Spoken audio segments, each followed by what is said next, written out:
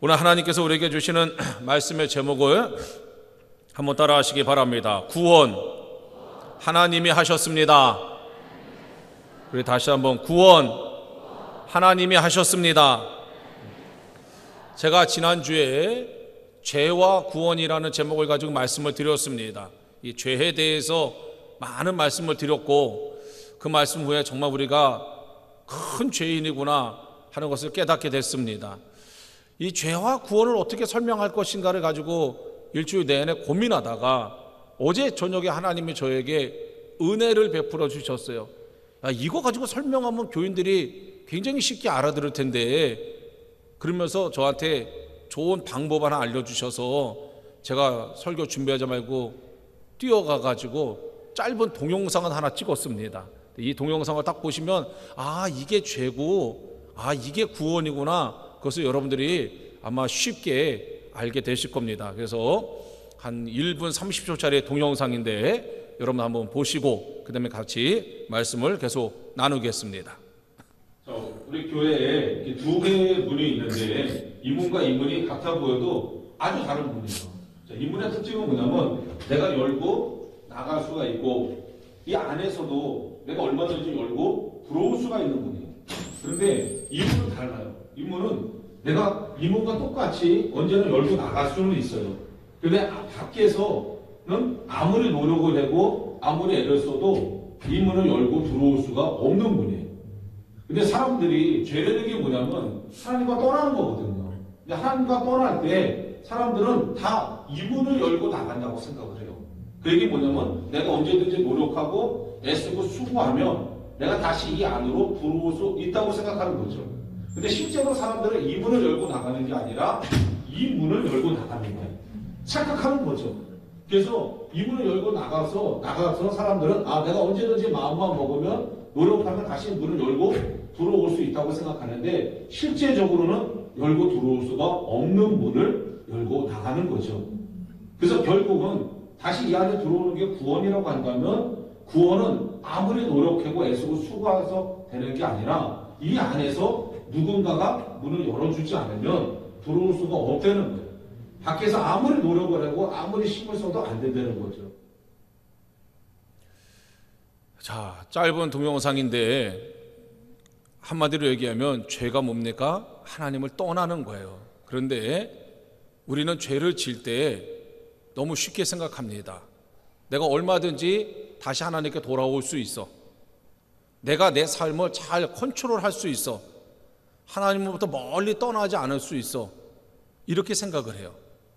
그렇게 생각을 하니까 저 문을 열고 나갈 수가 있는 거예요. 그런데 만약에 내가 이 문을 열고 나갔는데 한 번 나가면 이 문은 밖에서는 열리지 않는 문이라는 것을 알면 굉장히 조심할 겁니다. 그리고 많이 고민할 거예요. 그리고 가능하면 나가지 않을 것입니다. 근데 많은 사람들은 이 문이 내가 언제든지 맘먹을 때 열면 열 수 있다고 생각하니까 나가는 거예요. 자, 그러면 왜 하나님을 떠나서 나가는 그 문은 내가 열 수가 없을까? 왜 그 문은 열 수가 없을까? 왜 다른 문들은 다 밖에서도 열 수 있는데 왜 이 문은 열 수가 없을까? 여러분, 우리가 죄가 다 똑같지 않아요. 이 죄가 얼마나 큰지 얼마나 작은지를 결정할 때는 두 가지를 사람들이 생각합니다. 첫째는 누구에게 지은 죄냐? 이거에 따라서 죄값이 다릅니다. 누구에게 지은 죄냐? 얼마 전에 어느 당 대표가 연설을 하는데 대통령에 대해서 뭐라고 얘기하니까 막 이 국회가 난리가 났어요. 근데 그 전에 그 당 대표가 이런저런 얘기도 많이 했어요. 근데 가만히 있는데 갑자기 대통령에 대해서 얘기하니까 막 난리가 나는 거예요. 왜요? 대통령에 대해서 얘기하니까 난리가 난 거예요. 마찬가지입니다. 우리가 하나님께 죄를 짓는 거기 때문에 이 죄가 심각한 죄예요. 내가 죄를 짓는 그 대상이 누구냐면 하나님이에요. 그래서 이 죄가 심각한 거예요. 또 하나, 죄의 내용을 따져야 되는데 우리가 하나님께 짓는 죄의 내용이 뭐냐? 이걸 한마디로 얘기하면 하나님을 배반하는 거예요. 하나님은 모든 걸 다 해서 우리를 잘해 주셨는데, 여러분들 에덴 동산을 항상 생각하시면 돼요. 하나님이 아담과 하와를 창조하시고 아담과 하와로 에덴 동산을 만들라고 얘기하신 게 아니라 정말 더없이 좋은 에덴 동산을 다 만들어 놓고, 그리고 아담과 하와를 거기에 보내서 마음껏 재밌고 즐겁게 살라 그랬는데 그 하나님을 배반한 거예요.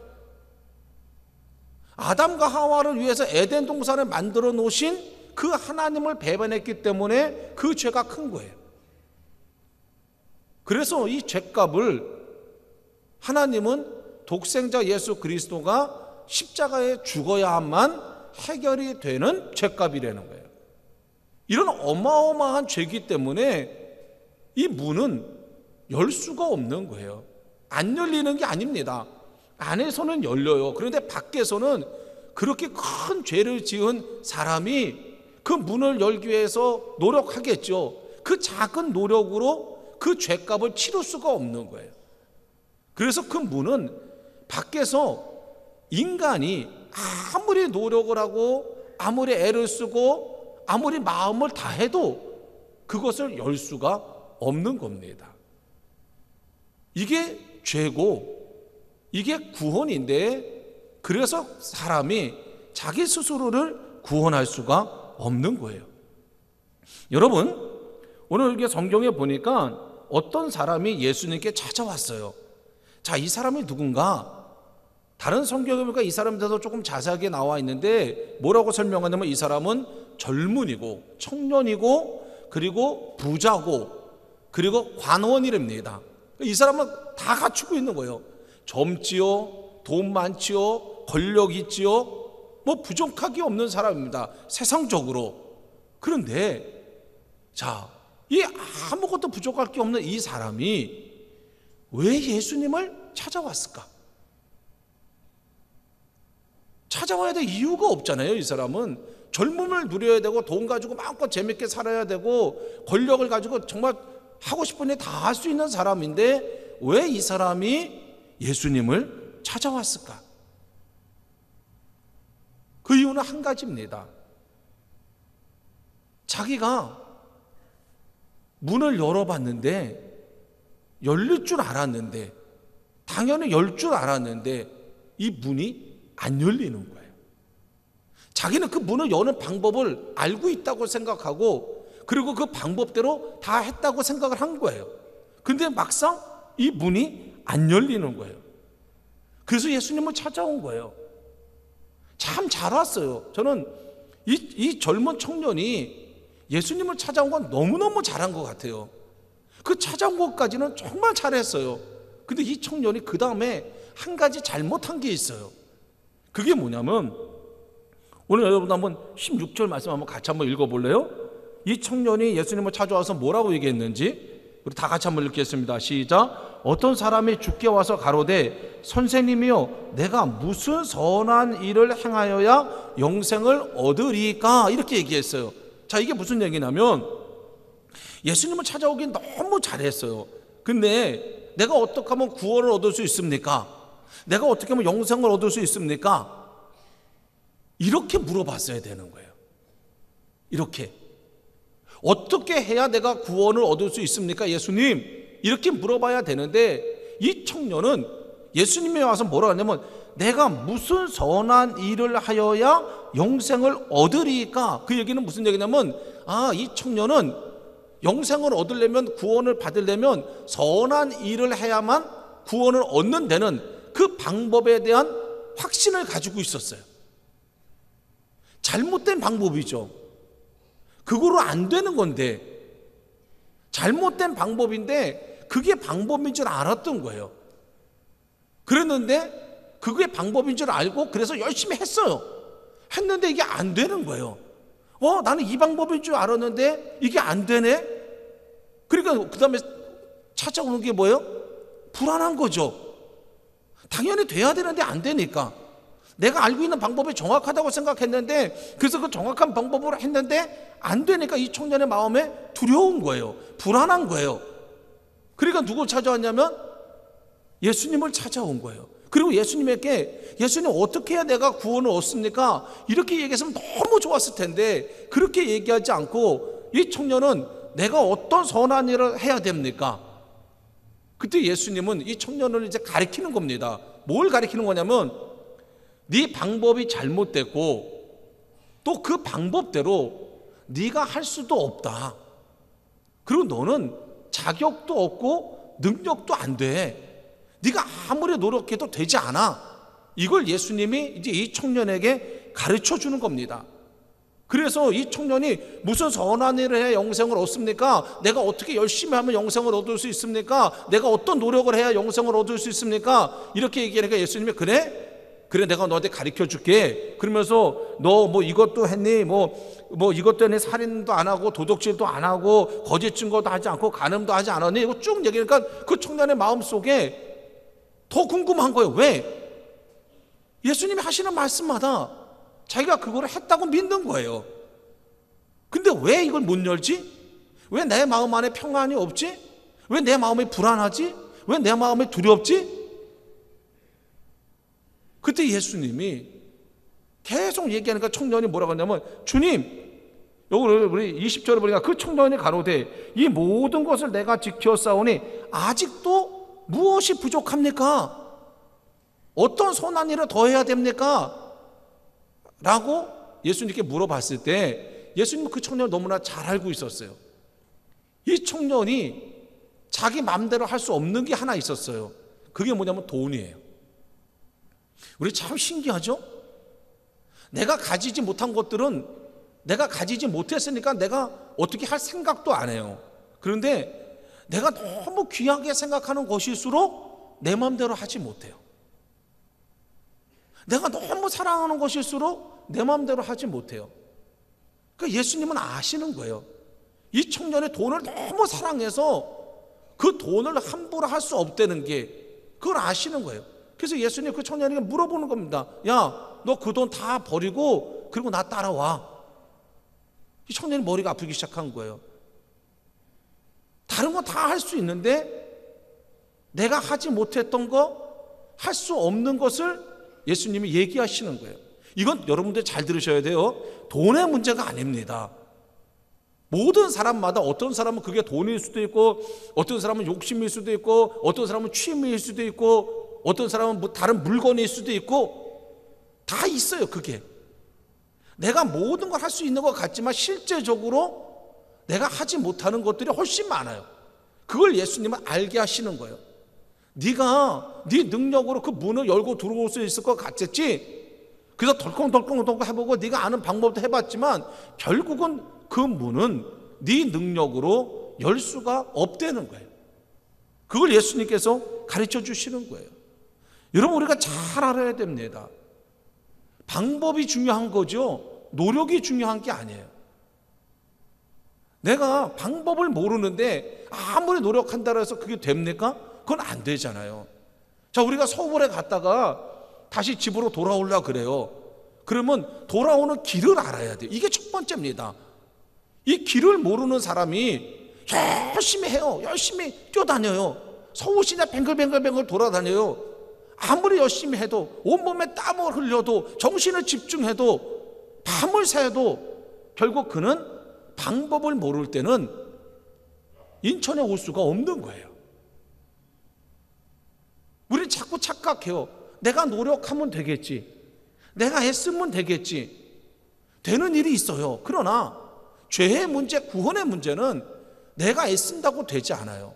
내가 노력한다고 되지 않아요. 방법을 모르면 안 되는 거예요. 오늘 이 부자 청년만큼 애쓴 사람이 어디 있습니까? 이 부자 청년처럼 열심히 산 사람이 어디 있어요? 그래도 이거는 안 되는 거예요. 여러분들 꼭 기억하셔야 돼요. 구원에 있어서 중요한 것은 노력이 아닙니다. 구원이 뭔지를 알아야 되고, 내가 구원받는 방법이 뭔지를 알아야 되는 거죠. 그래서 성경에는 이 청년처럼 이렇게 애쓰고 수고한 사람들을 가리켜서 표현한 글이 있어요. 뭐라고 했냐면 로마서 7장 10절에 이렇게 말씀하고 있어요. 생명에 이르게 할 그 계명이 너에게 되어 도리어 사망에 이르게 하는 것이 되었도다. 그 방법이 내가 잘못된 방법을 알고 있으면 그 방법으로 열심히 하면 열심히 할수록 내 시간이 빼앗기고 내 물질이 빼앗기고 결국 그 방법이 나를 살리는 게 아니라 나를 죽인다는 거예요. 그러면서 유대인들을 향해서 로마서 3장 20절에 뭐라고 얘기하고 있냐면 율법의 행위로는, 지금 이 청년이 유대교 사람이거든요. 그래서 율법을 지키는 거예요.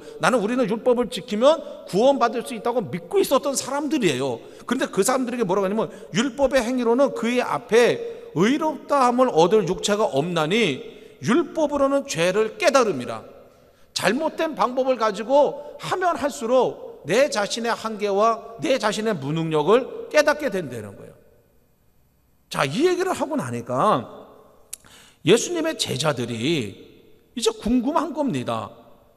그래서 25절에 예수님의 제자들이 이렇게 묻습니다. 제자들이 듣고 심히 놀라 가로되 그런즉 누가 구원을 얻을 수 있으리이까? 이 제자들도 똑같은 생각을 가지고 있는 거예요. 그 부자 청년보다 부자 청년 저렇게 열심히 했는데 구원을 얻지 못한다니까 이 제자들이 가만히 보니까 자기보다 그 부자 청년이 더 열심히 하거든요. 근데 더 열심히 하는 저 사람도 구원을 얻지 못한다니까 이 예수님의 제자들이 예수님께 이제 물어보는 거예요. 예수님, 그러면 도대체 누가 구원을 얻을 수 있습니까? 그때 예수님이 하신 유명한 말씀이 26절의 말씀이에요. 자, 26절 같이 한번 읽어보겠습니다. 예수님 뭐라고 말씀하시나? 시작. 예수께서 저희를 보시며 가라사대 사람으로는 할 수 없으되 하나님으로서는 다 할 수 있느니라. 이게 기가 막힌 대답인 거예요. 뭐냐면 방법을 알려주시는데 그 방법이 뭐냐면 너는 할 수 없는데 하나님이 할 수 있다는 거예요.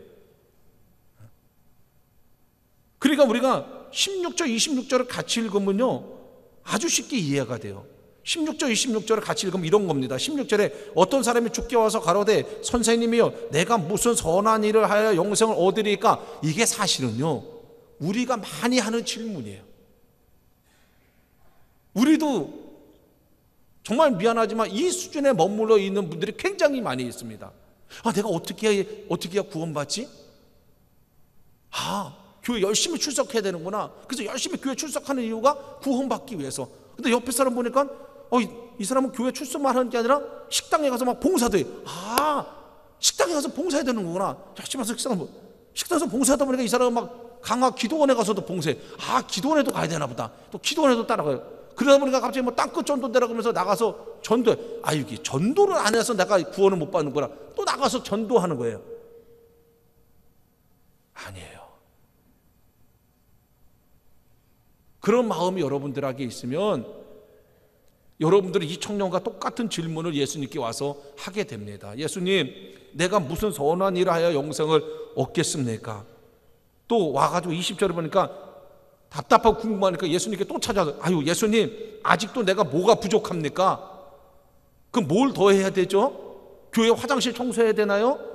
아니면 새벽에 차량 봉사해야 되나요? 아니면 헌금을 많이 해야 되나요? 예수님, 뭐가 더 부족합니까? 왜 우리가 이거를 하면 할수록 우리 마음에 더 불편할까요? 왜 확신이 생기지 않을까요? 그거는 그것 때문에 구원이 이루어지지 않기 때문에 그래요. 내가 열심히 헌금하고 열심히 예배 참석하고 내가 열심히 봉사하고 내가 열심히 전도해서 구원이 이루어집니까? 아니에요. 그러면 너무너무 아파서 예수님을 믿은 분은 그분 어떻게 구원받아요?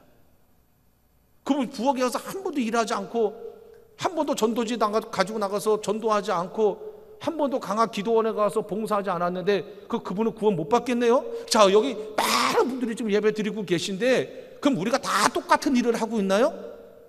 아니잖아요. 우리가 한 일을 적으면 다 다를 거 아닙니까? 그러면 어느 한 사람까지는 구원받고 그럼 어디까지는 구원받지 못하나요? 이거 누가 판단하죠? 죽어서 심판대 가면 판단하나요? 그러니까 항상 이런 마음을 가지고 있는 분은 죽는 날까지 불안한 거예요. 내가 정말 구원을 받았는지 안 받았는지 늘 불안한 거예요. 그래서 이 청년이 예수님을 찾아온 거예요. 불안하니까. 내가 10,000원 하면 저 사람 20,000원 했다는데 20,000원 열심히 했대. 이 사람 30,000원 했다는데 그럼 몇만 원을 해야 되나요?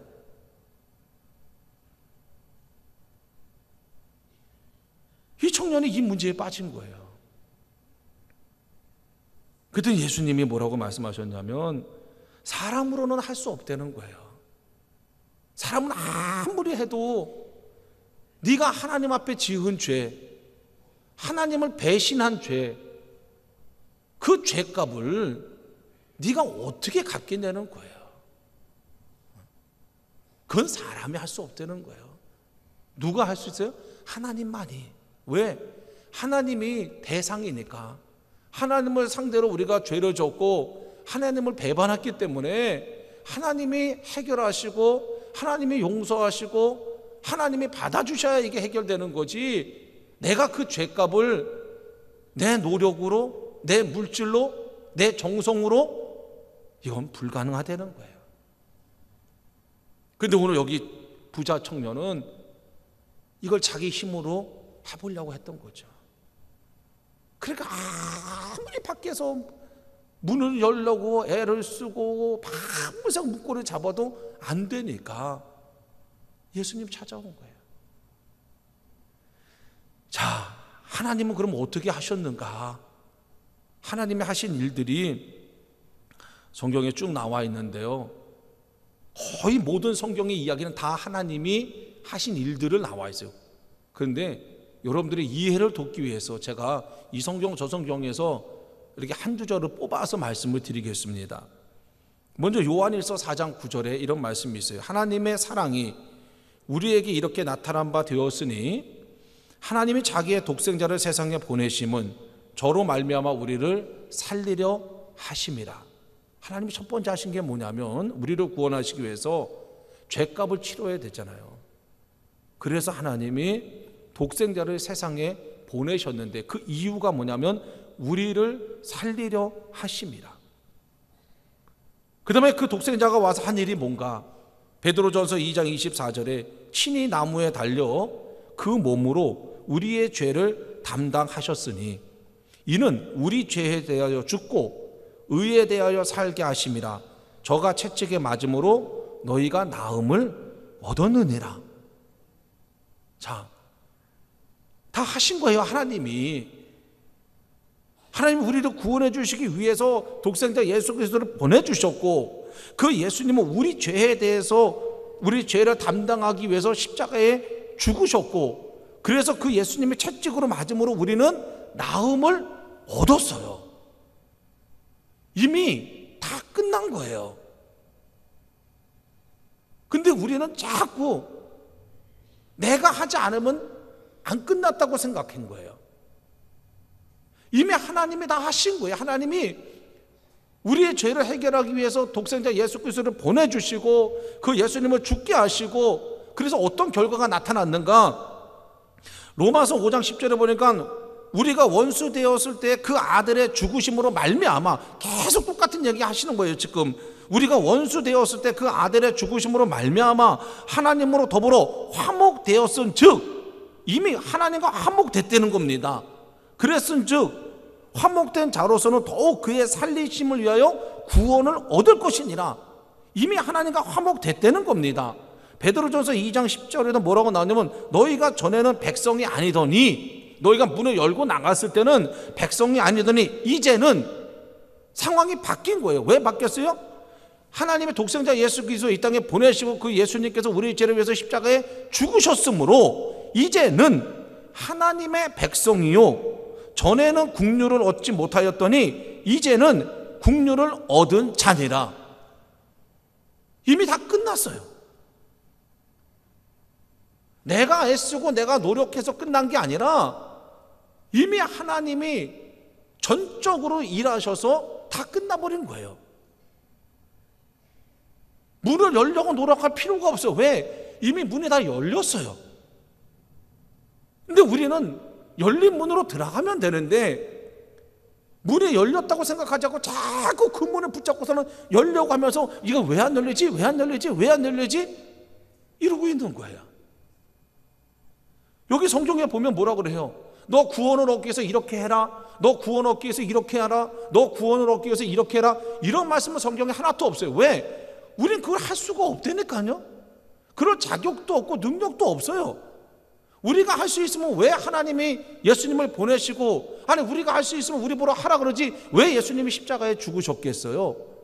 이미 예수님은 우리가 할 수 없기 때문에 이 땅에 오셨고 우리를 위해서 십자가에 죽으셨고 그 죽으심으로 말미암아 이미 끝났어요. 여러분, 구원은 과정이 아닙니다. 구원은 뭐예요? 변화예요. 변화. 그러니까 내가 애쓰고 수고해서 내가 변화되는 게 아니라 하나님을 통해서 내가 완전히 변화된 거예요. 예를 들면 이런 거죠. 내가 막 부자가 되고 싶어요. 아무리 애쓰고 수고해도 안 되는데 어느 날 누가 찾아왔어요. 우리가 막 엄청나게 좋은 차 타고 와가지고 이 차에 타려는 거에서 왜 그러니까 우리 회장님이 당신을 양아들로 삼으시겠답니다. 근데 그 순간 내 머리가 이제 하얘지는 거죠. 내가 뭘 했지? 내가 그 회장님을 위해서 뭐 했지? 내가 그 회사를 위해서 뭐 했지? 아니야. 그럼 내가 얼마나 착하게 살았지? 얼마나 많은 사람을 도와줬지? 아무리 생각해도 답이 안 나와요. 근데 가보니까 진짜 내가 양아들이 된 거예요. 이게 구원이에요. 내가 애쓰고 수고해서 양아들이 되는 게 아니라 나는 애쓰고 수고하지도 않았고 오히려 나는 엉망진창으로 살았고 내 고집대로 살았고 내 마음대로 살았고 내 하고 싶은 대로 했는데 하나님이 우리를 사랑하셔서, 왜 우리를 사랑한다고 얘기하면 그건 나도 몰라요. 하나님이 우리를 사랑하셔서 우리의 죄값을 치르고 우리를 하나님의 백성으로 삼으셨다는 거예요. 그러니까 가보니까 막 으리으리한 집이 있고 막 금고문에 돈이 막 잔뜩 있는 거예요. 자, 이제 여기서 한 가지 우리가 해야 될 게 있어요. 그건 뭐냐면 그 집에 갔는데 내가 정말 저분이 우리 양아버지가 됐구나 라는 믿음이 있으면 그 집이 내 집이 되는 거고 그 금고에 있는 돈도 내가 마음대로 쓰게 되는 거고 그 집의 자동차도 내가 마음대로 타고 다니게 되는 거예요.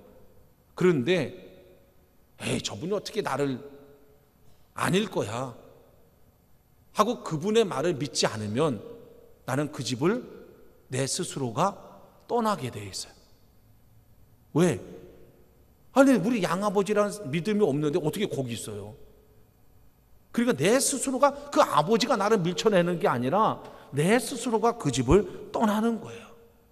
그래서 이 구원의 사건 속에서 우리가 해야 될 가장 중요한 일은 뭐냐면 예수님의 십자가의 희생과 하나님의 사랑을 내가 믿는 거예요. 이게 제일 중요한 겁니다. 내가 아무것도 아니고 내가 죄인이고 내가 하나님을 배반한 사람임에도 불구하고 나를 사랑하셔서 나를 구원해 주셨다는 그 십자가의 그 사건을 우리가 믿은 거예요.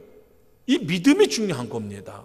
그래서 성경은 너희가 행위로 구원을 받는 게 아니라, 행위라는 건 뭐냐면 노력을 얘기하는 거거든요. 너희가 노력해서 구원을 받는 게 아니라 믿음으로 구원을 받는다는 거예요. 믿음으로. 그래서 성경은 마가복음 16장 16절에 뭐라고 얘기했냐면 믿고 세례를 받은 사람은 구원을 얻을 것이요 믿지 않는 사람은 정죄를 받으리라.